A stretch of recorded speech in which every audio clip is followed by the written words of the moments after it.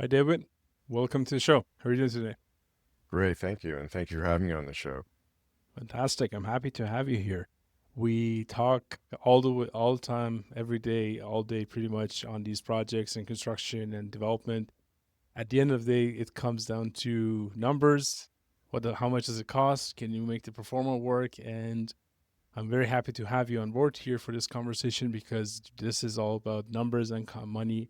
But before we dive too deep into that, I'm going to ask you to introduce yourself to our audience, please. Who's David? What have you been up to? What do you do for a living? And we go from there. Great, David Roff, and I'm the Vice President of Business Development at Cranson Capital. At Cranson Capital, we raise equity capital for residential real estate development.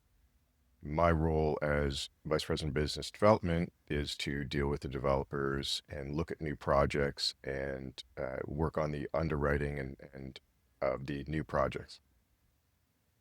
Okay, so let's start there. Equity versus debt in the context of real estate development, building a new project. Walk us through that, please. What are the differences?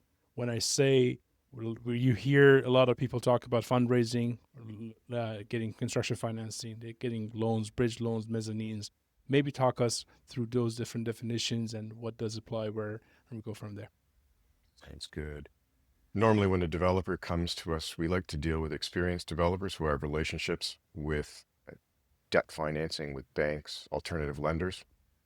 They're coming to us with an idea of what they can borrow, either on land or for their construction project. And they're looking to us for the equity piece for that project, not the debt piece.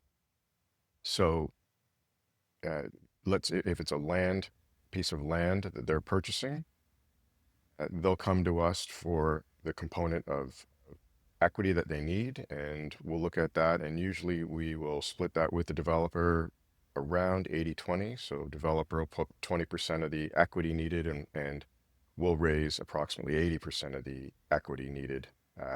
Again, depending on the terms of the loan and how much equity they need, soft cost to get them through to construction, and the amount of equity that they need to get through the construction of the project.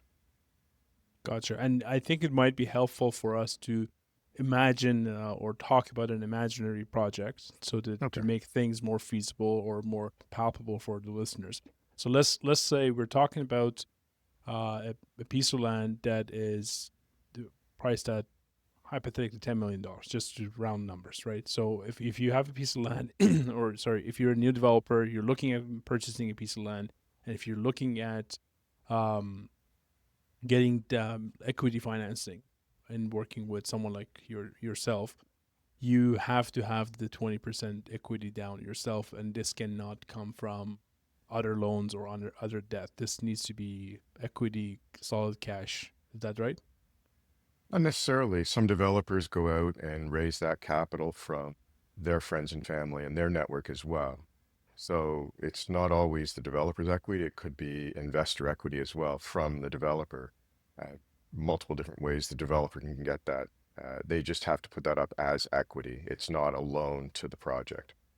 Gotcha. So on a hypothetical mid-rise, let's call it a mid-rise, 10 million land, Right. uh, the land loan will be somewhere between 5 and 6 million. Let's just say hypothetically, the developer gets $6 million land loan. They need $4 million to close, plus closing costs, plus they're going to need some soft costs, let's say 2 million in soft costs to get them through to construction.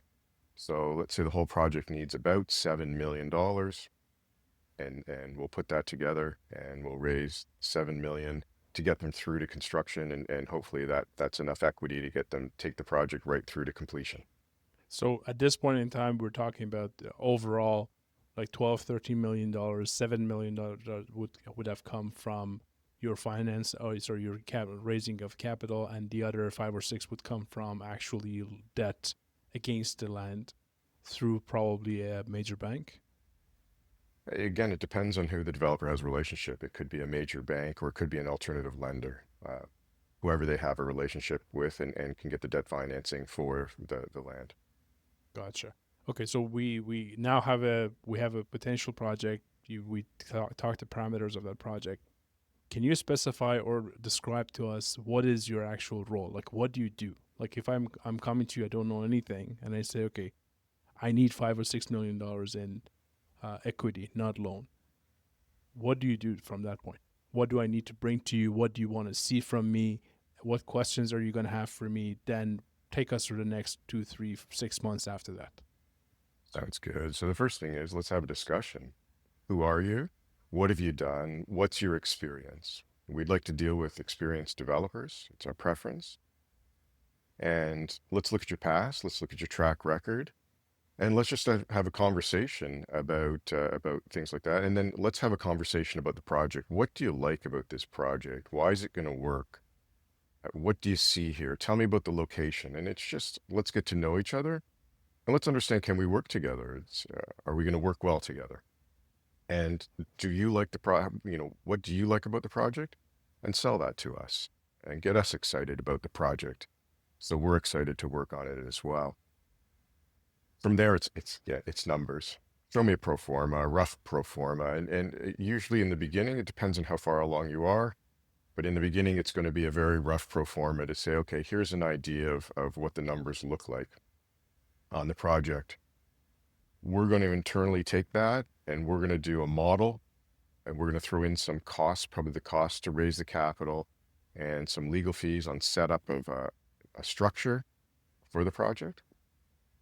And then we're going to compare that and look at other projects that we've worked on that are similar and say, look, do these costs make sense?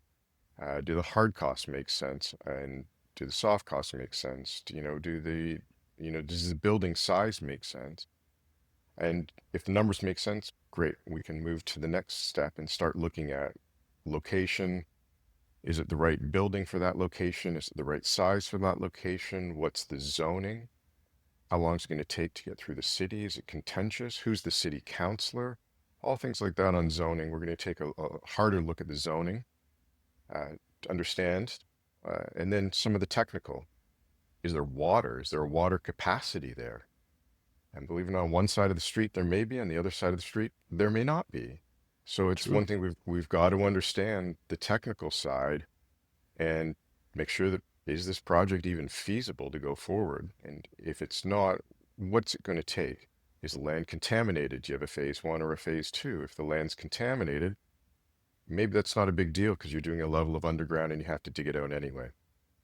And if not, it's what's it going to take? Excuse me, to remediate the land. And then keep going from there and digging in. How long is the project? How big? How long?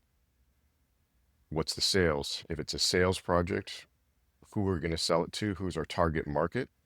And what's it going to take to get to that 60% sales to be able to get to construction? If it's a purpose-built rental, again, what's the price per square foot? And can we rent it? And is it, again, economically feasible to rent? And will that neighborhood sustain the rents that you need when you build that project? And then finally, it's who's the builder? Who's actually going to build this project? A lot of developers don't build, but some do. So it's understanding who's going to be the actual builder for the project, take it to completion. And then finally, if it's a purpose-built rental, who's going to do the lease up? If it's not a purpose-built rental, if it's a condo, well, there's carry-on issues. Who's going to deal with the carry-on issues at the end and make sure everything runs smoothly and closings go smoothly? And finally, it's what's the waterfall to pay out at the end? Hopefully everyone makes a lot of money. Got it. Okay, I have so many follow-up questions. So that was a good overview of the overall process. But I'm going to ask you questions, and I'm hoping we can keep it. Don't lose your train of thought, please. Okay. I'm going to go up all the way up front. Maybe I should have asked this even for my sake. Where do you stand as opposed to a mortgage broker? Because there are mortgage brokers out there who would be dealing with loan on the land, which would be the debt side. My assumption is. Are there, like, do you deal with them at all? Is there a distinction that we should highlight here? Because I think, I'm just thinking out loud, some people might think, okay, I need to buy a piece of land, I'll go talk to my mortgage broker. But is that the right approach? Absolutely. They will need the debt. And so, again, most of the developers we deal with have those relationships already. So they've already spoken to a mortgage broker by the time they speak to us. And those relationships are already in place. We can refer them to someone for debt. We're happy to, if someone Right. walks in and they need a referral, we're happy to refer them, but we don't provide the debt component. We're just the equity component. It's a So complementary piece, not a substitute, basically. it absolutely complementary. And we get many referrals from mortgage brokers who have clients looking for equity, and they'll refer their clients to us. Okay. You repeated something about 5 times in your answer, and I want to go back because it's very important for us here and our audience here to understand the distinction. You kept repeating experienced developers, right? Which I have a feeling of why you keep saying we want to deal with inexperienced developers. But I want to almost reverse the question and clarify why not new developers? What is keeping you away? What are the mistakes that you've probably seen? I'm assuming, and by all means correct me if I'm wrong, or challenges that you've seen with new developers that has made you say, you know what, let us not go that route. What are those red flags that you've witnessed or you've dealt with? So our audience, if they are in that category, can be aware of. So we have to talk about different projects, first of all, with experience. There's Okay. low-rise projects, mid-rise projects, and high-rise projects. The bigger the project, the more technically complex they are. So depending on the project, we want to deal with someone who can deal with the technical complexities of that project. A 50-story high-rise is very technically complex. There's big engineering issues, there's finance issues, and we just want someone who's got deep enough pockets to deal with any of the problems that arise, because on every project there's going to be problems that arise, and as well 100%. as the technical issues, having the experience and the technical capabilities to deal with that. And normally a rookie developer is not going to have the technical capabilities, especially on a 50-story building. On a smaller project, potentially, but normally what we see is people will start with small, potentially a custom home build, they'll build townhomes, things like that, and move up. And that's what we say by experience, is if you're moving up from doing custom homes to doing a subdivision, we can work with that. If you've worked for another developer, now you're working on your own, but you have experience working with another developer, we consider that experienced as a developer. What we want to see is someone who's be able to solve problems, someone who's seen the problems of a development and understands how the flow works, and everything that can, not everything, but things go wrong. We want someone who can be able to deal with things as they go wrong, and not panic, Gotcha. essentially. Is it fair to say that if like all of this so far is basically you doing your due diligence, and correct me if I'm wrong, but my understanding is that you're doing your due diligence not only on the project but also on the person. That's correct. So we're going to look at the project and the feasibility of the project, but we're also going to look at the developer. We're going to place calls within the industry, talk to other people who have worked with this person, get references on them. We want to understand, can we work with them? We're going out and raising capital from investors. We want to make sure this person's going to respect that capital and be able to take this project through to completion. Gotcha. At least they have the potential of doing that. They have all the right ingredients, and it could be a team instead of a person. Like if you're Yes, dealing with a team of new developers, which each of them might have different capabilities or different experiences related, that might also be satisfactory to you. Correct? that's correct. Yeah, we're happy to work again with people with complementary skills who come to the table as a team. We've done that before as well. Okay, so far, if you're a new developer or you're new to development, you want to make sure first you either have the experience or bring in the experience through other people on your team. Potentially, I would go on a limb and say potentially through partnership with other people, so they also have skin in the game, and bring that in. And I guess the second part, going back to what you were mentioning earlier about make us excited about the project, is you want to see the other guys actually having done their homework. Is that Absolutely. We fair? want to see, that's a fair comment. We want to see as much as possible at that point in time, understanding that early stages, there really isn't a lot to share other than um, a rough pro forma they may have. They may have some, rough sketches, or they may have done a rendering or had some architect do a little bit of work to see what they can put and what they can fit. But in the early stages, there may not be a lot to look at that point. But so tell us what their vision is for the project, where they want to go, where they want to take it, and where they see it ending up. Gotcha. And okay, so now we basically have a, let's say, overall framework and a checklist in your mind, or maybe you actually have a physical one. You probably have on the property, on the performa, on the team behind it, and I guess maybe one more question before we move on to the next phase.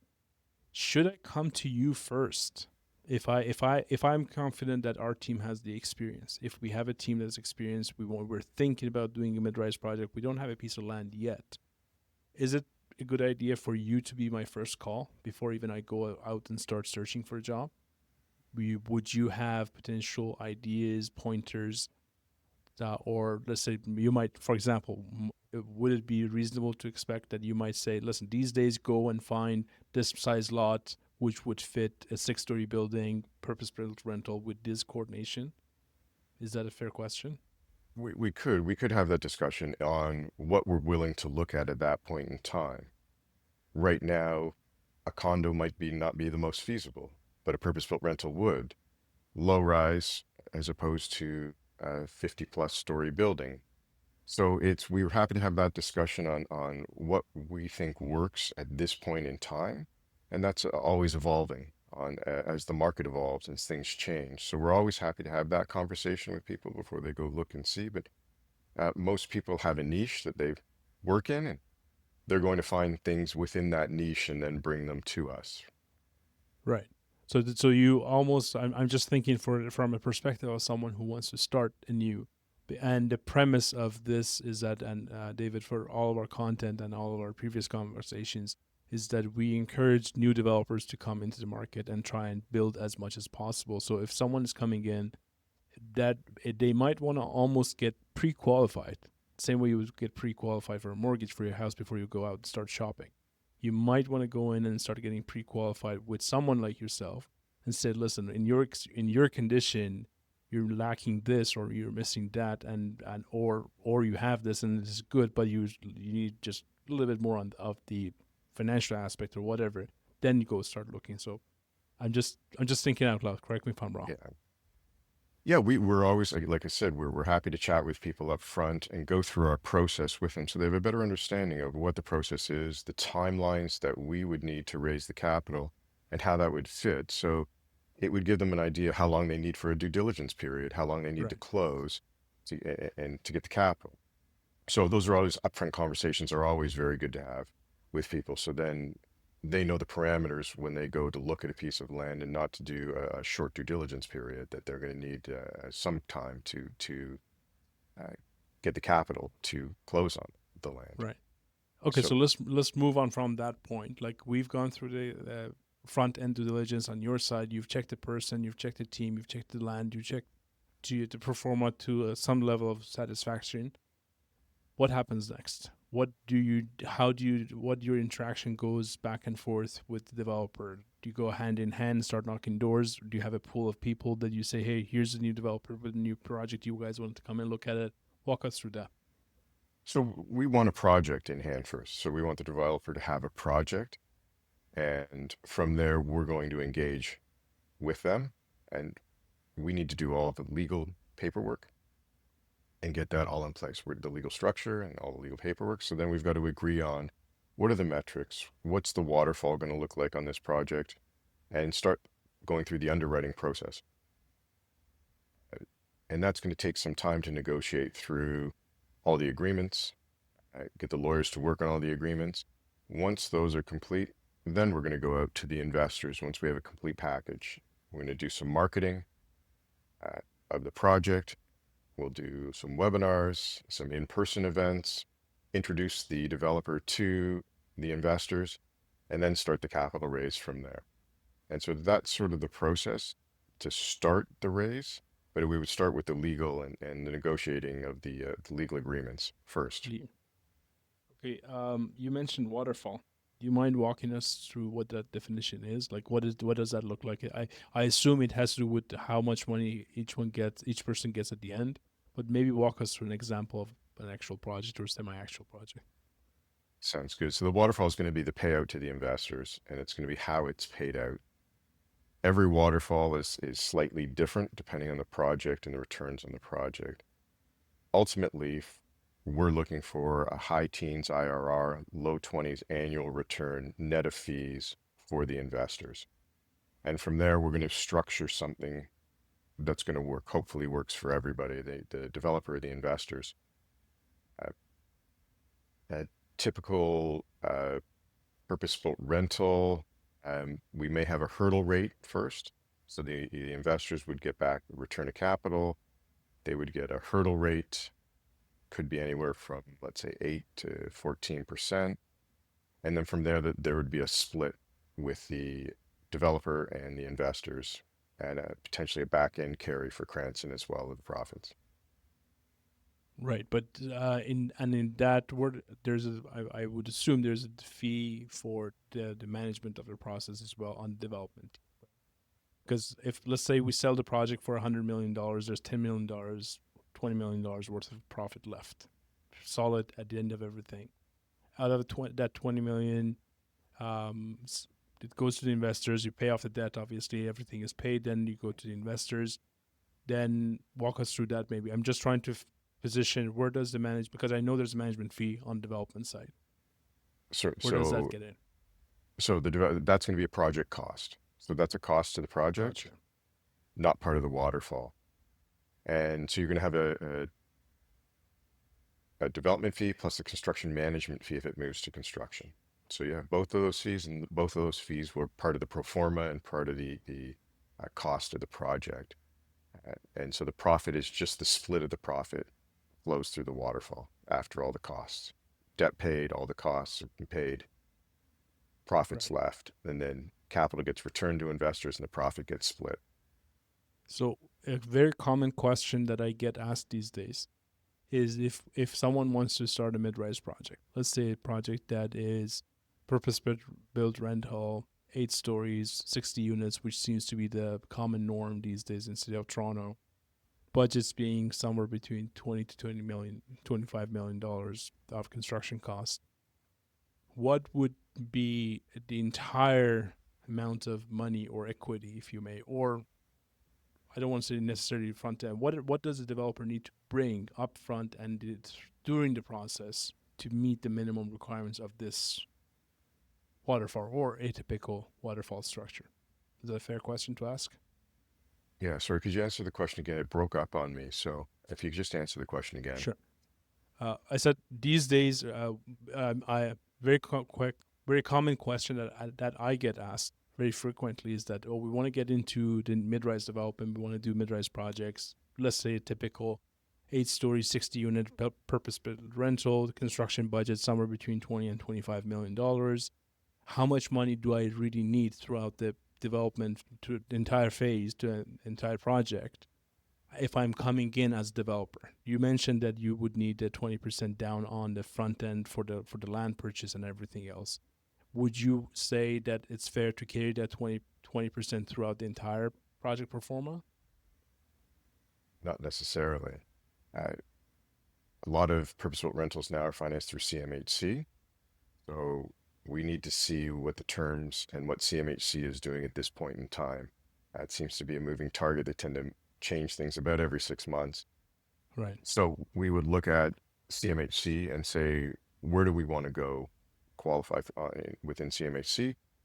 Which CMHC program do we want to use?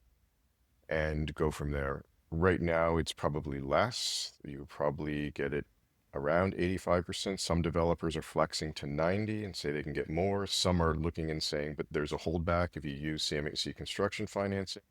There's a rental holdback, so it's a lower 70, 75% amount that they'll finance. So it really depends on what the developer wants to do. Obviously, we feel that you need a little more of the debt to make the numbers feasible for a purpose-built rental. And then you have to qualify at the back end for CMHC financing for a takeout mortgage, and you need 1.1 debt service coverage. And so you've got to calculate that to see what can I get on the takeout at the end and still maintain that 1.1 debt service ratio. And so that's going to dictate the amount of equity that you need in the project. So, sorry, let me take a step back because there's a lot of information and it's in a audio medium, so I want to unpack it a little bit. So 75%, 85%, are we talking about construction costs or are we talking about the overall project cost? Construction costs. Construction costs. So in Loan addition, to cost. Sorry, loan to cost loan to cost on the, so would on that the include the project. land, construction, Yes, soft costs, permitting, potential development charges, and everything? So the entire thing, you're saying that it's fair to assume that somewhere between 75 to 85% of that could be financed, and the remaining portion would have to be brought on by development team. Did I get that right? that's correct. But I think, again, to make it feasible, it's got to be on the higher end.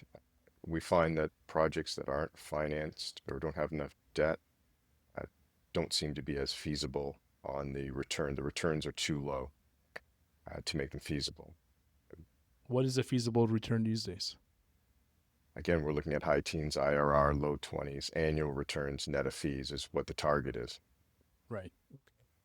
And so on the other side, when you're talking about the takeout and the way you are qualifying that is that you're basically, I'm trying to put it in simple words, and by all means, correct me if I'm wrong, is that you don't want to be borrowing too much. So when the project is done, it's actually not worth the amount you borrowed. Is that a fair way of putting it? That's fair. If you've borrowed more during construction than you can get on that you can get on the takeout financing, you're going to have to top up the equity.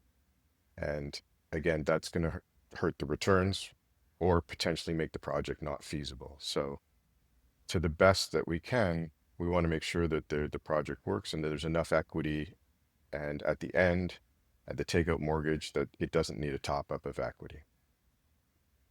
Gotcha. So don't build something or don't spend too much money on building something that it's not worth it. Like it needs to have that initial intrinsic value at the end of the project based on whatever measure they're going to appraise it, put a value on it, or evaluate it.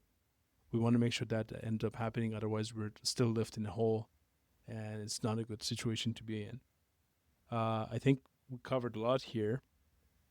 But aside, I guess, let me go to diverge from that.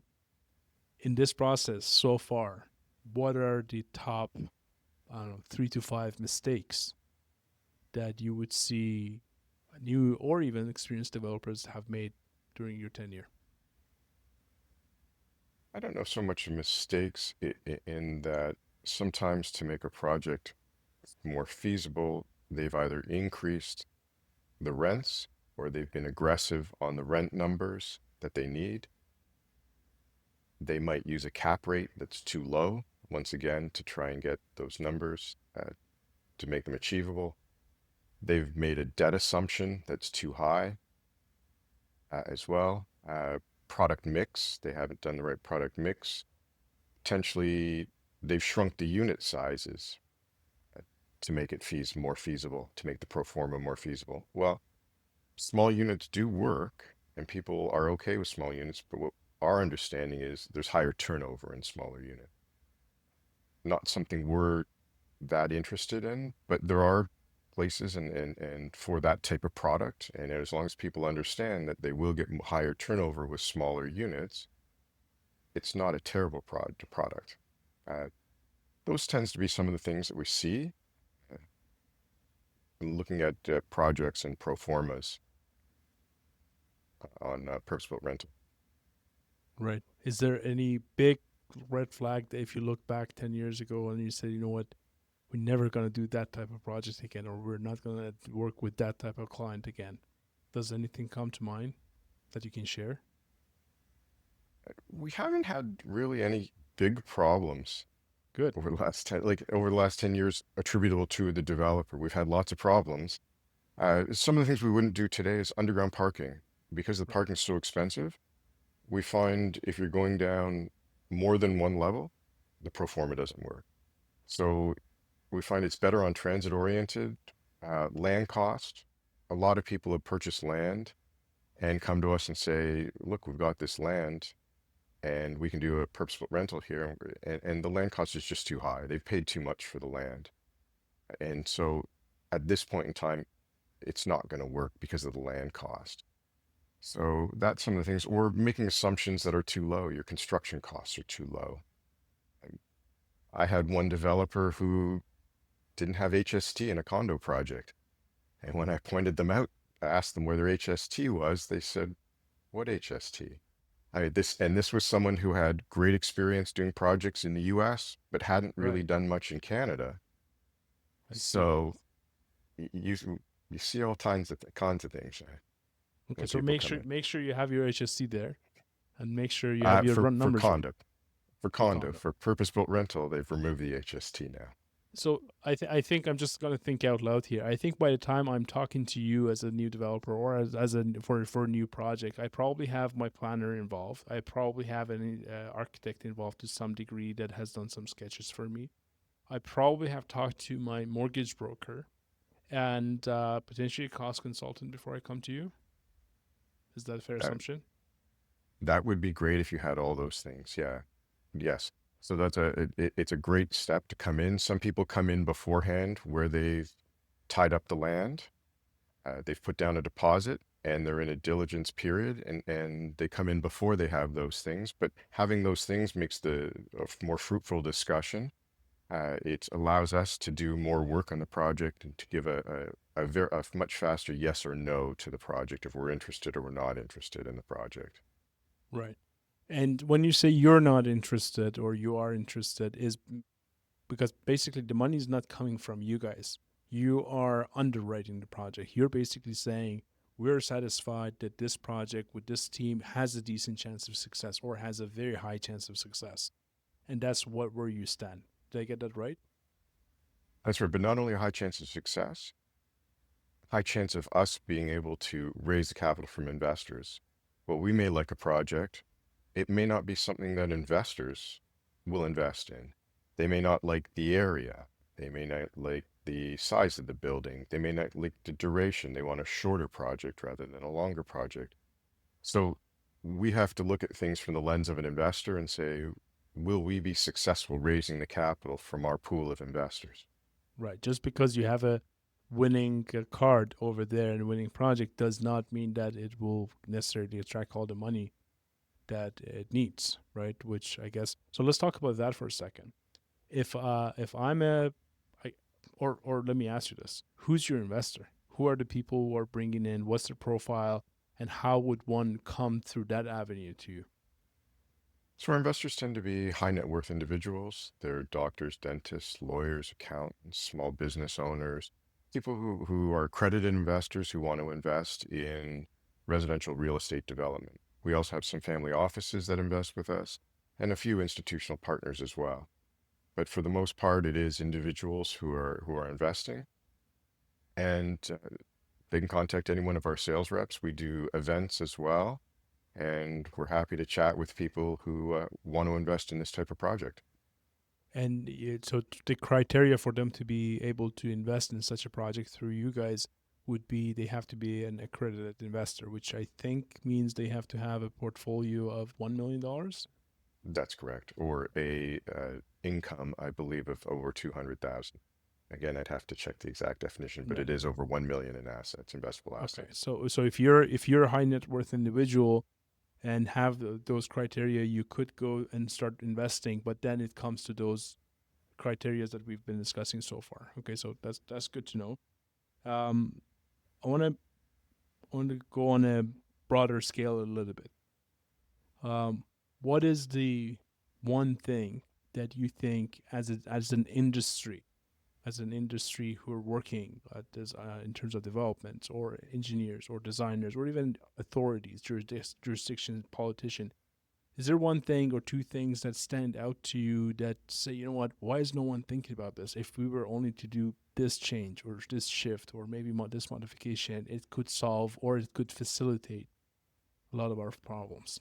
Does anything come to mind? In the construction industry today, in the development industry today, Yeah, it it could just, be in that context. Yeah. and in that context, there's so many problems. Right? Let's start with the municipal level. Um, Development charges and government charges on a project are 30% of the project. Right now, we're having problems building and making things economically feasible.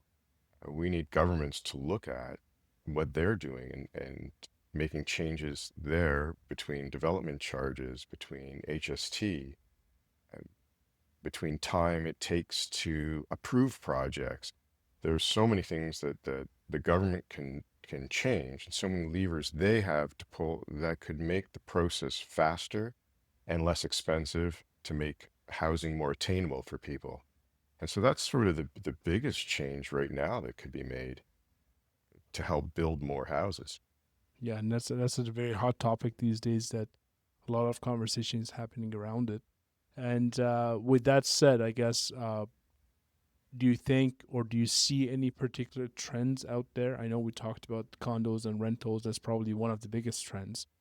Do you see any other trends, or do you see any hot areas of opportunity in either being a geographical area or being a typology of a project? We're looking at townhomes, so we like townhomes again as an attainable project. Uh, 3 bedroom, 2 to 3 bedroom units that are family sizes, so they're attainable for a family uh, who doesn't want to be in a condo in a high-rise condo. They want a little more space. There's some areas outside of the Toronto proper where again you've got more space, so we've looked at low-rise there. Uh, Whatever will sell right now, we'll work on. But purpose-built rental right now, because you don't have to have those pre-sales, are something that's working for people, and that a lot of people that are stuck with condo projects are looking to pivot so they can move their project forward. So many people are just pivoting to purpose-built rental. A pivot's not always that straightforward and easy. There's slight design changes that potentially have to be made to make a Yep. condo into a purpose-built rental. Those take time. You may have to go back and update a site plan, which may take some time. You have to get new architecture, new drawings. And so it's not a straightforward process to say, I'm going to pivot from condo to purpose-built rental. Yeah. Okay. That's a that lines up. I'm a little bit surprised by the townhomes working these days because I would have thought that they are even harder than mid rises to make work. But I guess maybe there are areas that townhomes can work better depending on the municipality. I guess, right? Again, it depends on the municipality and the size and the pricing. If you can come in at a price point that's attainable, they potentially could work. We like potentially infill projects within the city of Toronto.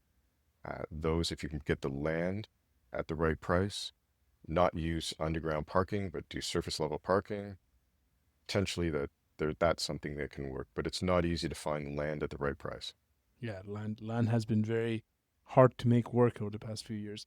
I want to go back to your investors. In my experience, and I have friends of all those categories that you mentioned: dentists, doctors, accountants, lawyers, and we've had over the years many different conversations about construction and industry and development industries. Some of them just somehow get it, and some others just are so afraid of getting involved in something as messy as a construction project that they walk away. Do you have any comments or any guidelines or any pointers for some of those investors who want to get involved but also don't want to get out of their comfort zone and get into something which could be potentially risky? Like any other part of your portfolio, you need to have diversification. There's good projects and not so good projects. It's like a stock. You can have a great stock and you can have one that goes down. And so you want a diversification within your projects and not be invested in just one project. And I think that's probably the way to look at it is if you're going to go in, probably have a few different projects within your comfort zone. Invest what you're comfortable in. Recognize that these are high returns, but that's because they are high risk projects. For the most part, if they work out, they're going to work out well. But things go wrong in these projects, and so the returns can be variable. uh, depending on economic climate, depending on government. It could be a strike. There's lots of things that can go wrong in these projects. And again, that's why the investors are getting these high returns for the risk that they're taking on the projects. Is there a minimum requirement of investments? If someone hypothetically has $1 million who wants to invest with you or in one of your projects, can they hypothetically break it up into five $200,000 pockets and invest it in five projects, or do you guys have limitations? We don't. We could break it up into many more than five projects with $1 million. So we do have limitations. Normally, we have a minimum for RSP and TFSA eligible projects of $25,000 and a minimum of $50,000 for projects that are not RSP and TFSA eligible. And what would make a project RSP and TFSA eligible? We would have to do an offering memorandum. And to do that and to go to that expense, the project has to be big enough. And normally we look to raise about 12 million plus of equity on a project before we'll do an offering memorandum just because of the cost of doing that. And we need about 150 investors as well. So to get 150 investors into a project, once again, we need something $12 million plus in equity. Otherwise, we're not eligible, not going to raise we're not going to have enough investors to qualify as a mutual fund trust to make it RSP and TFSA eligible. Understood. But if it works, just so I understand, so someone who has, let's say, $1 million, I don't know if it's even possible. Let's say they have $100,000 sitting in their TFSA, which by definition is tax-free savings account, and they can invest it into a real estate project, which the dividends of or the results of which and proceeds of which are still going to be tax-free. Is that correct?